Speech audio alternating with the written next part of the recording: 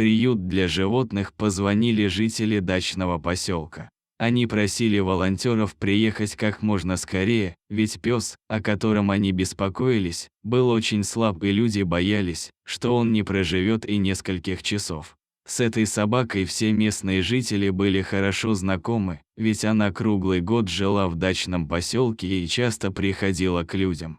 Люди думали, что раньше у пса были хозяева, возможно, он охранял один из участков, а потом просто перестал быть нужен людям, которые его бросили. Возможно, своего дома у этой собаки никогда и не было. Никто не знал, когда появился этот пес и каким было его прошлое. Пес был спокойным и не доставлял хлопот местным жителям. Его часто видели у свалки, где он пытался раздобыть себе еду.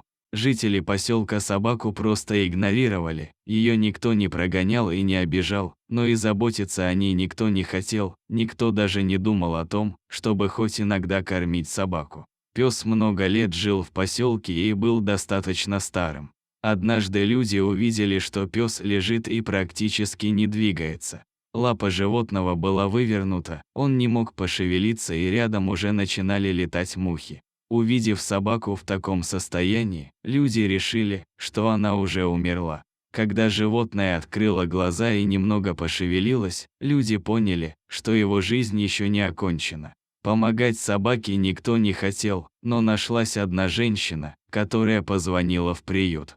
Волонтеры приехали через несколько часов. Когда они приблизились к собаке, та показала зубы. Пес был слишком слаб, чтобы сопротивляться, в то же время он не доверял людям, ведь никогда не знал от них ничего, кроме равнодушия.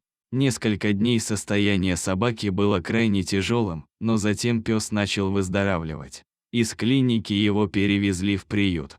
Первое время пес избегал как других животных, так и людей. Он ел и проводил свои дни в одиночестве.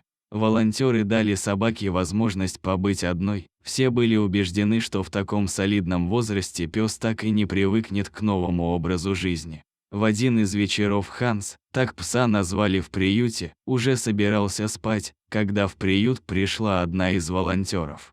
Девушке не было несколько месяцев, поэтому она еще не успела познакомиться с новичком. «Кто тут у нас? Давай знакомиться», — сказала девушка и подола к Хансу. Пес не мог понять, чего от него хочет эта девушка, ведь он уже привык, что волонтеры стараются не подходить к нему и тем более не пытаются его погладить.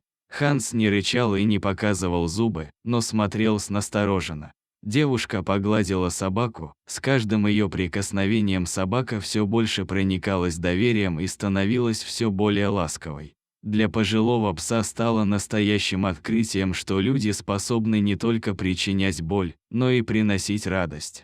С этого момента пес ни на шаг не отходил от девушки и постоянно требовал ласки. Поглаживания стали для него дороже еды и сна. Всего через пару дней пес обрел свой новый дом. Забота и любовь растопили сердце пса, а его история и выражение благодарности за малейшую доброту так растрогали девушку, что она решила забрать его себе.